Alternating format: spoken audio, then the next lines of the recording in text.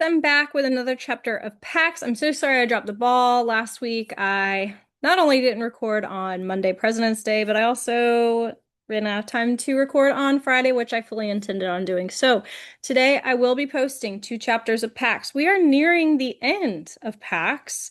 So I'm curious. I have a couple of ideas of books that I might potentially start next. Obviously, I need to finish The Wild Robot, and The Wild Robot escapes at some point. So that might be next on the docket. But I have some other books to consider as well. Let me know if you'd be interested in seeing what those are and if you would like to choose from that list of books. Or if you have another suggestion for me, feel free to either write that in the comments. It needs to be a kid-friendly chapter book. So Pax and the Wild Robot are a little intense. They're books that are probably more for like third to fifth grade. And I like to kind of stay in that area. I don't really want to read anything more intense than that for this channel. Don't want to deal with anything too mature. But if you have any suggestions for me that kind of align with that, let me know in the comments. Or I also have a Facebook page. It is in the biography, I believe, of my YouTube channel. It is just Mrs. Keller's page on Facebook. You can message me there, or again, you can comment on this video and let me know if you have any recommendations for me. So we are going to go ahead and read chapter 25 of Pax, and hopefully you can hear me. I keep moving my microphone over, and really it should probably be right in front of my face. Pax dug. Since moving Runt up the gorge, Pax and Bristle had taken turns guarding him, a pact of protection. They would be his strong hind legs. They would be his ears. Runt was safe and sleeping inside the abandoned groundhog's den that Bristle had enlarged for him. Still, Pax felt anxious. Something was coming. He dug as he kept watch in front of the burrow. The pads of his paws were toughened. They did not bleed. When Bristle returned from hunting, she dropped a chipmunk in front of him. Pax turned away, although he had not eaten since the cheese 2 nights before. He would not take food from Bristle or Runt. Bristle buried the chipmunk and then stretched out beside the den for her watch. Pax left to pace the perimeter of the clearing again. The location was good, although it was near the encampment. It was high enough above to feel safe from the exploding earth down near the river. Juniper bushes ringing the clearing would provide cover. More important, they would help disguise the fox's scents. A short distance away, a clear spring trickled from a cleft rock, and the grass was full of game. But something was wrong. Something was coming. Pax bounded the short distance through the trees to the ridgeline above the encampment. The encounter with his boy's father had left him too wary to attempt another raid, but at the same time he was more drawn to the camp. The man's motion, that sweeping kick of his boot through the doorway, with its conflicting messages of goodwill and threat, had reminded him that he needed to protect his boy.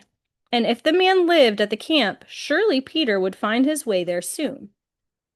It was mid-afternoon. Pax watched the War Six spread out along the riverbank, rolling more wires, digging more holes, burying more dark boxes under the hot sun. The odor of their sweat was spiked with a new aggression. The danger he sensed was more immediate than that, though. It was more primitive. He ran back and paced the clearing again. When he saw Runt emerge blinking from the den, Pax hurried over to examine him. No blood seeped from the wound, and it smelled clean.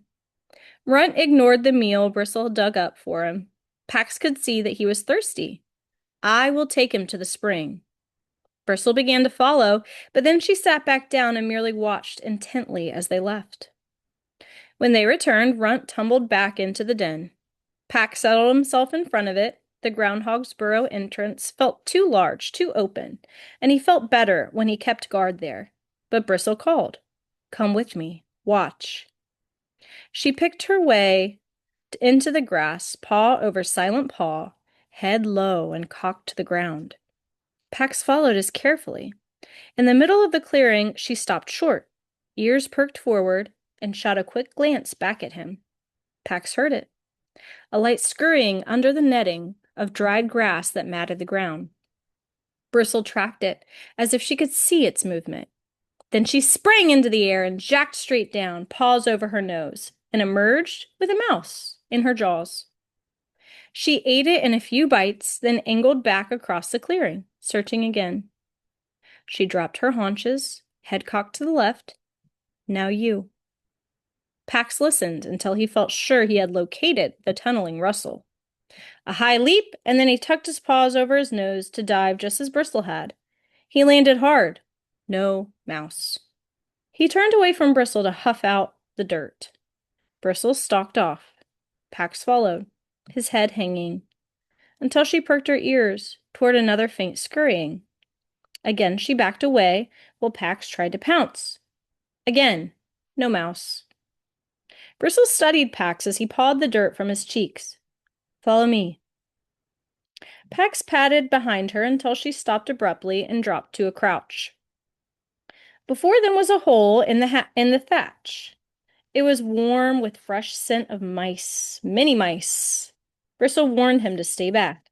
Don't move, watch. Bristle crept forward. In front of the hole she dropped and laid her head on her paws. She closed her eyes to slits, and her whole body relaxed as if in a deep sleep. Pax was surprised. He thought she was still teaching him to hunt. He stood. Bristle tapped a warning with her singed tail. Stay. Pax settled again. For many moments nothing happened. Then Pax caught the faintest stirring at the opening of the warren. A quivering nose tested the air, then retreated. Another long moment, and the mouse reappeared. Its movements were so light, so alert, that Pax knew it was a whisker away from flight. Bristle didn't stir, except for the flicker of an eyelid as she cut a warning glance at Pax. The mouse emerged and retreated twice more. Then, assured that the fox was asleep, it made a run for cover. Bristle's swift paw swept out and raked the doomed mouse in her jaws. Pax understood. Bristle retreated to guard Runt, and Pax trotted into the clearing, eager to find this telltale hole that would allow him to try the move himself. He found one beside a rotting log and drew in the thick scents of a colony of field mice. He settled himself a foreleg's reach away.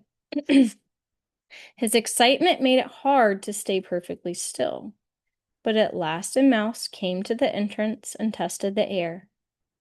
Like Bristle's quarry, the mouse darted back in at the sight of the fox. Like Bristle's quarry, it re-emerged until it was convinced Pax was asleep, and then made a run for it. Pax wasn't as quick as Bristle, but he managed to knock the mouse over, and as it scrambled to its feet, he swiped again, and caught his first prey. It was a small meal, but each bite sent a hot current through Pax's body. The mouse's life now merged with his own.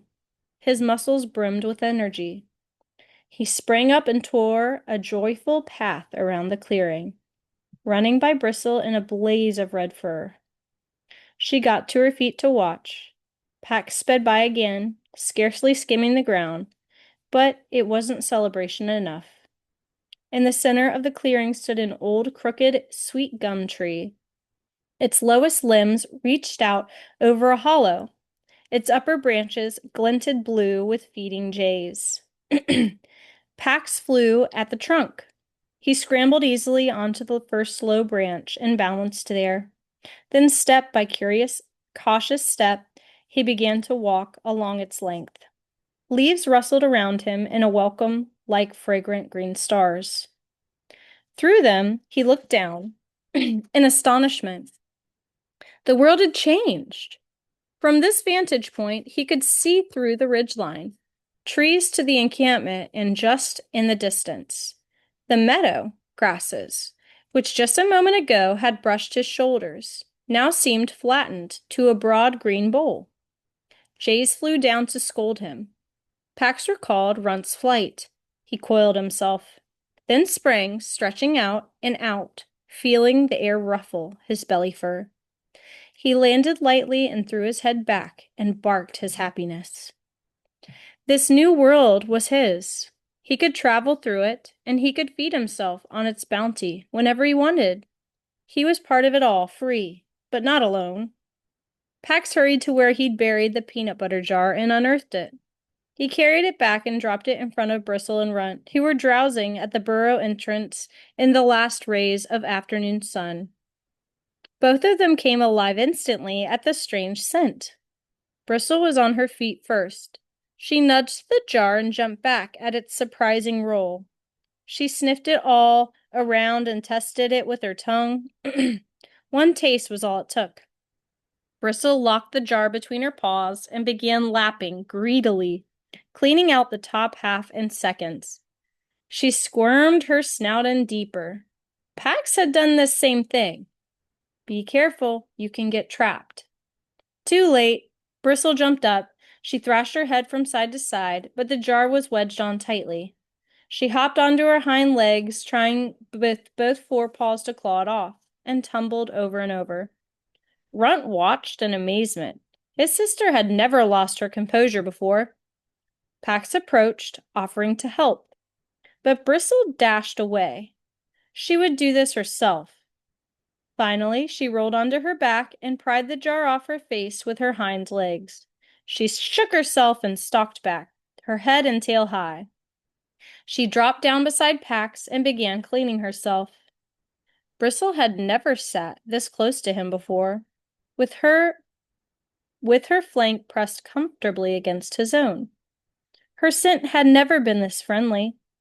A streak of brown on Bristle's white cheek caught his attention. Without thinking of consequences, he stretched out and licked it off. And Bristle allowed it. Pax cleaned her ears and her throat and her muzzle. And after a moment, Bristle returned the care. Cheek to cheek, the two foxes groomed each other. Bristle stopped to sniff Pax deeply. You don't smell of humans now. Pax didn't respond. He got to his feet to test the air. Something dangerous had entered the clearing with the dusk. An animal scent he didn't recognize, but feared. It was gone as quickly as it had appeared, but Pax howled at Runt. Get inside the den, now. And that is the end of chapter 25. Question number 1, how is Runt doing? And how do you know? Question number 2, what does Bristle teach Pax? And the last question today, how is Bristle different with Pax? So some of these questions have to do with changes since the last couple of chapters that we've read. I will be back shortly with chapter 26, which I promised I would post today since I missed so much last week.